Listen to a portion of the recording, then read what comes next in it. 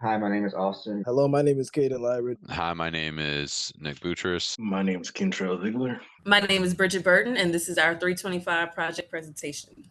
For task one, on question number one, we're seeing how many records are in the line item table. And as you see, we do the select count query, and it returns 60,000 records.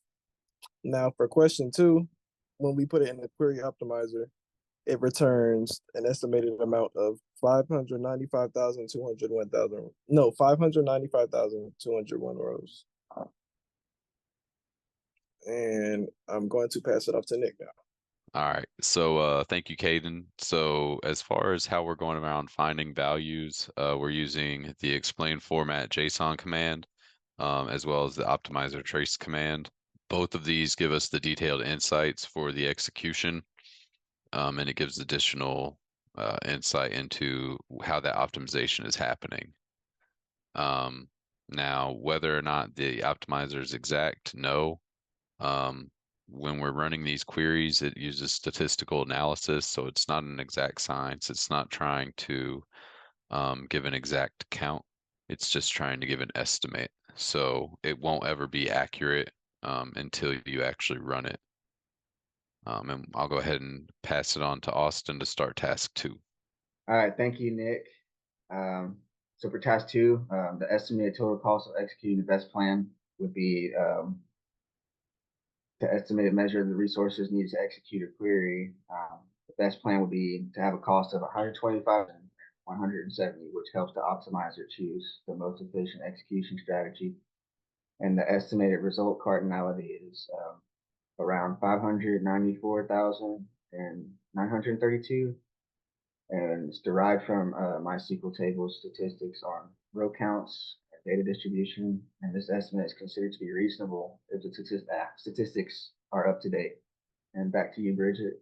Thank you, Austin. I'm going to be tackling number three, which is asking which access method or access path does the optimizer choose? And for that, we're going to say since L underscore order key is not null, it is considered a primary key. I'm going to pass the next one to Caden. Number five is asking which access method does the optimizer consider to be the best now? And is the estimated result cardinality better now, and why? The optimizer will likely favor index access methods due to their efficiency in retrieving specific rows or ranges of rows. And I will now pass it off to Control. Task two, question six. When we look at these two access points that are retrieving all this data from the line item table and compare them, the method with the index proves much more efficient than a full table scan. With that one, MySQL can swiftly pinpoint and receive the row where the order key is equal to 1, minimizing the amount of input and output required compared to full table scan. And we'll pass it off to Bridget for task three. This is task three. We have a query select asterisk from line item where L underscore quantity is less than 45. So the question is going to ask how many tuples does the query optimizer think will be returned, and what is the estimated total cost? We have predicted that it will return approximately 594,932 rows, and the estimated cost is 124,632. The output suggests that a comprehensive table scan, denoted as all, will be executed. So this will be a costly execution. The next question asks, what is the access method used? And the scanning method that was used was a full table scan. This is evident where it has type and it says all. So that means that the database engine is going to sift through every row in the line item table. It's going to look to identify the rows that satisfy the condition L underscore quantity is less than 45. I'm going to pass it off to Control. So for task three, question five, the estimated total cost is a lot lower due to the index that we use on quantity. It would have been a lot higher if we left it to do a full table scan, and the time to produce results would have been a lot longer. I'm going to pass it off to Nick. for explaining why one of those access methods is more expensive than the other, right? When we're talking about a full table scan, we're talking about having the table have every single row checked. So there's always going to be a high cost because there's going to be a really high input and output threshold, as well as processing times. So that's always going to be the most expensive, and it's always going to be the least efficient. When we're talking about utilizing indexes, that's allowing the system to instead look for essentially shortcuts. So there's going to be lower costs, there's going to be less input and output, and the index is going to provide additional insight and information about the distribution. So there's always going to be better estimates and better performance. And I will go ahead and pass it over to Caden to start us on task 4. For task 4, what it asks me to do is write down the plan estimated by the optimizer in the plan tree form. And as you can see, we have it pasted right there. The screenshot below is the query without an index. And I put that there because later on there I show a query with an index and I compare the two.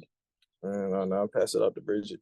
Task 4, question 2 is going to ask, what is the join algorithm used in the plan? And we need to also explain how the system reads the two relations, what access path was used. In the execution plan, the algorithm employed a hash join. This method involves the system conducting full table scans to read the two relations. The access path in this case involves scanning each row of the table in their entirety. This approach ensures that all potential matches between the two relations are identified and processed accordingly. I'm going to pass it off to Austin. So according to the optimizer, how many tuples will be retrieved from the parts of, and how many from the supplier are estimated correct? But according to the optimizer, 785,321 tuples will be retrieved from the parts up, and 1 tuple will be retrieved from the supplier. And back to you, Caden. So question number 4, can you add an index to improve the performance of the plan? Which index will you create and on which attribute? What is the new plan that is executed and what is the cost? So basically, yes, you can add an index to improve the performance of the plan. I created a B tree index on the parts up attribute. And as you can see, the new plan that is executed went from 785,322 tuples to 3,200 tuples. The screenshot below is the query with the addition of the index. And I'll now pass it off to Nick. Thank you, Caden. So once we have those indexes, and we want to check, it's fairly straightforward. What we can see is after creating the index, the estimation for the parts subtable was a lot more accurate than without the index. The reason is just because, again, with that index, the optimizer is able to get a little bit more information a lot more quickly and efficiently. And so it's able to see that detailed information about the distribution for the parts availability column. So this is going to be able to return a more accurate estimate of how many rows meet that constraint from the select command. And with that, I will pass it over to Austin to begin talking about task 5. And for task 5, which states to write down the best estimated by the optimizer, list the joins and access method it uses and in order which the relations are joined, what is the best estimated cost of this plan, and what actual query execution of this query. Without having any indexes, there's a full table scan being done to supplier and parts up. It's using a nested loop join for parts up and supplier for the super subkey and the TS subkey.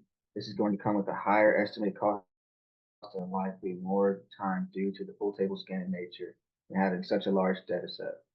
And back to you, King Trail. All right, so for task 5, question 2, here we made 4 indexes, a PS sub key and a PS part key on parts up, a P part key on part, and an S sub key on supplier. This ends up to cut down the time a bit, and in turn, it cuts down the cost.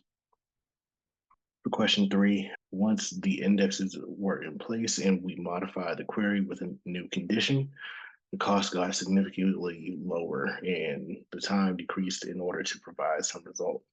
You'll see all the numbers on screen now.